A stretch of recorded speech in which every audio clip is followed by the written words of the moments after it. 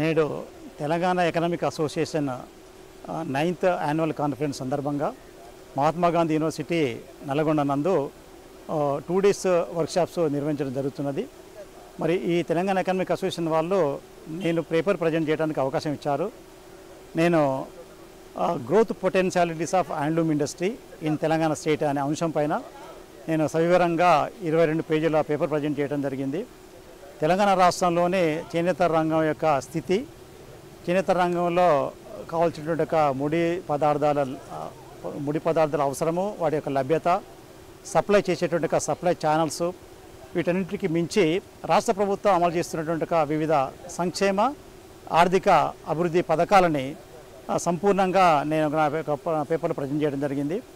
ఫైనల్గా నేను ఈ యొక్క తెలంగాణ రాష్ట్రంలో చేనేత రంగం ఎదుర్కొంటున్నటువంటి ముఖ్యమైన సమస్యలు అనగా నూలు ధరల పెరుగుదల, మరి కార్మికులకు లభించేటువంటి తక్కువ వేతనాలు, మరి మార్కెటింగ్ సదుపాయాలు అరకొరగా ఉండటము, అంతేకాకుండా చేనేత సహకార సంఘాలకి సరిపోని విధంగా మనకు వారికి క్రెడిట్ అప్పు లభించకపోవడము, ఈ 4 అంశాలపైన సంపూర్ణమైనటువంటి వివరణ ఇచ్చుకుంటూ మరి ఈ సమస్యల పరిష్కారాన్ని కూడా నేను పలు పరిష్కార మార్గాలు సూచిస్తూ నేను పేపర్ ప్రజెంట్ చేయడం జరిగింది.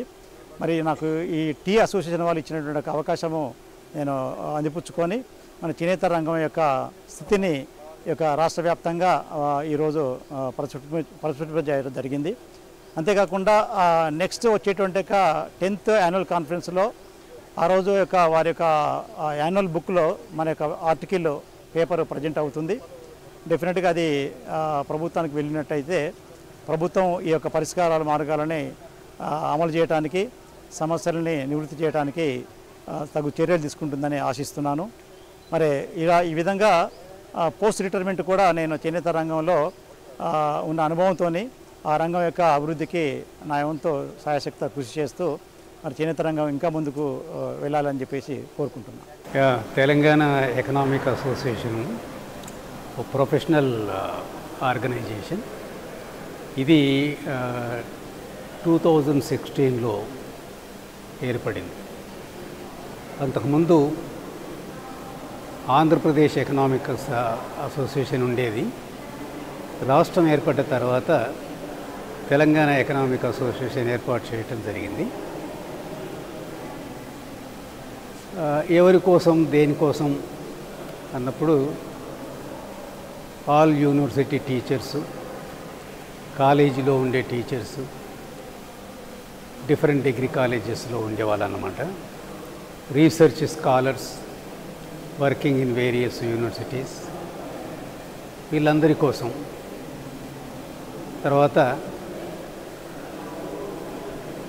రాష్ట్రం, తెలంగాణ రాష్ట్రం యొక్క ఆర్థిక నేపథ్యం అనుకోండి, ఆర్థిక పరిస్థితులు, ఆర్థిక సమస్యలు, వీటన్నిటి మీద ఒక చర్చించటం జరుగుతుంది. ప్రతి సంవత్సరం యాన్యువల్ కాన్ఫరెన్స్ జరుపుతాము. ఈ యాన్యువల్ కాన్ఫరెన్స్లో 3 థీమ్స్ మీద డెలిబరేషన్స్ ఉంటాయి. ఆ 3 థీమ్స్లో ఒకటేమో ఎకనామిక్ థియరీ మీద ఉంటుంది, 2 ఏమో రాష్ట్ర సమస్యలు, తెలంగాణ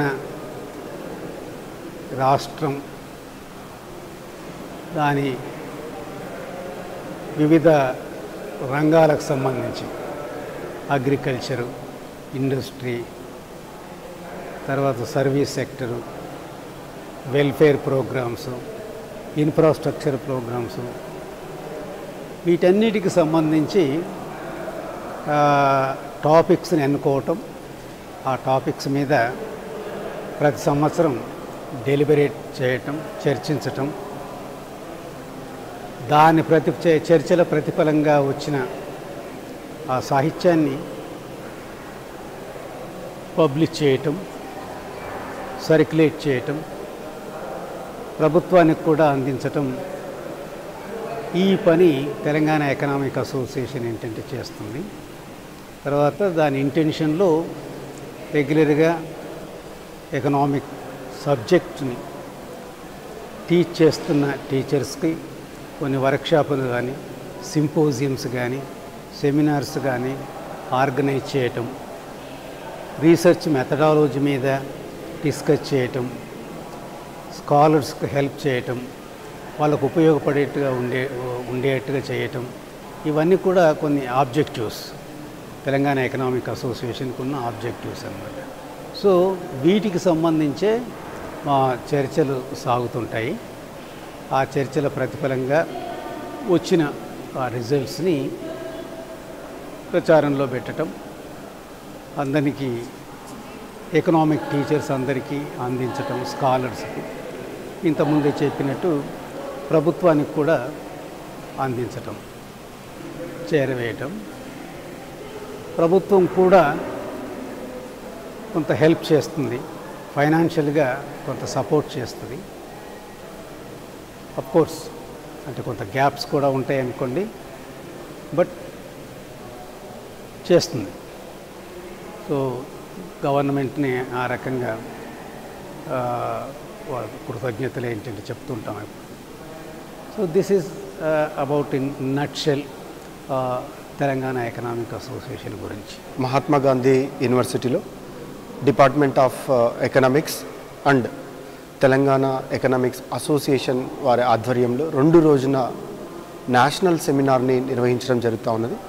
మరి ఈ విషయాన్ని తెలుసుకున్న నేను యాజ్ ఏ కామన్ మ్యాన్గా, సో ఎన్విరాన్మెంట్ కోసం పనిచేసేటటువంటి వ్యక్తిగా, సో ఇక్కడ ఏదైతే డిస్కస్ చేస్తున్నారో ఇండస్ట్రియల్ డెవలప్మెంట్, దానితో పాటుగా క్లైమేట్ చేంజ్ మీద 2 డేస్ నేషనల్ సెమినార్లో సో మరి నేను కొన్ని విషయాల్ని నేర్చుకోవడానికి ఈ కార్యక్రమంలో పాల్గొనడం జరిగింది. ఇప్పటికే ఐక్యరాజ్య సమితి చెబుతూ ఉన్నది, డెవలప్మెంట్ పేరుతోటి ఎన్విరాన్మెంట్ని, నేచర్ని, న్యాచురల్ రిసోర్సెస్ని ఇగ్నోర్ చేయకూడదు, వాటిని చాలా జాగ్రత్తగా ఉపయోగించుకొని డెవలప్మెంట్ కావాలి అని చెప్పేసి ఐక్యరాజ్య సమితి ఇప్పటికే మనకి గోల్స్ని ఇవ్వడం జరిగింది. అవే సుస్థిర అభివృద్ధి లక్ష్యాలు, సస్టైనబుల్ డెవలప్మెంట్ గోల్స్ అని 17ని ఇవ్వడం జరిగింది. సో మరి ఇక్కడ ఈ జరుగుతున్నటువంటి 2 డేస్ కాన్ఫరెన్స్లో సో అటు ఇండస్ట్రియల్ గ్రోత్ కావచ్చు, లేదంటే ఇటు ఎకనామిక్ గ్రోత్ కావచ్చు, అదేవిధంగా తెలంగాణలో ఇండస్ట్రియల్ గ్రోత్కి సంబంధించినటువంటి కావచ్చు, ల్యాండ్ డిగ్రేడేషన్కి సంబంధించినటువంటి అగ్రికల్చర్ సెక్టార్లో జరుగుతున్నటువంటి డెవలప్మెంట్ కావచ్చు, ఈ జరుగుతున్నటువంటి అనేక చర్చలలో కూడా ఒక సామాన్యుడిగా పాల్గొని, మళ్ళీ ఎందుకంటే నేను గ్రామీణ స్థాయిలో వర్క్ చేస్తూ ఉన్నాను కాబట్టి సో నేను కూడా అప్గ్రేడ్ కావాల్సిన అవసరం ఉంది, నేను కూడా ఆ అంశాల పట్ల ఒక పట్టును సాధించాల్సినటువంటి అవసరం ఉంది అన్న ఉద్దేశంతో ఒక స్వచ్ఛ ప్లానెట్ కోసం ఏదైతే నా ప్రయాణాన్ని సాగిస్తూ ఉన్నానో ఆ స్వచ్ఛ ప్లానెట్ కూడా life style for environment and sustainable development goals ద్వారా సాధించాలన్న ఉద్దేశంతో ఈ కార్యక్రమంలో పాల్గొనడం జరుగుతుంది. మరొకసారి ఈ కార్యక్రమాన్ని ఏర్పాటు చేసినటువంటి Mahatma Gandhi university department of economics, అదేవిధంగా తెలంగాణ ఎకనామిక్స్ అసోసియేషన్, ఇక్కడ పాల్గొన్నటువంటి చాలామంది పేపర్ ప్రజెంటేషన్ వచ్చినటువంటి వ్యక్తులకు కూడా అభినందనలు తెలియజేస్తాను. ముఖ్యంగా నాకు చాలా సంతోషం అనిపించిన అంశం అంటే ఒక కాటేజ్ ఇండస్ట్రీ కూడా ఎట్లా డెవలప్మెంట్లో గ్రోత్లో భాగం అవుతుందని చెప్పేసి retired enforcement director Venkateswara sir నేను ఎప్పుడు ఏ రకంగా అయితే చేనేత అన్నీ తీసుకెళ్ళి చూపిస్తాను.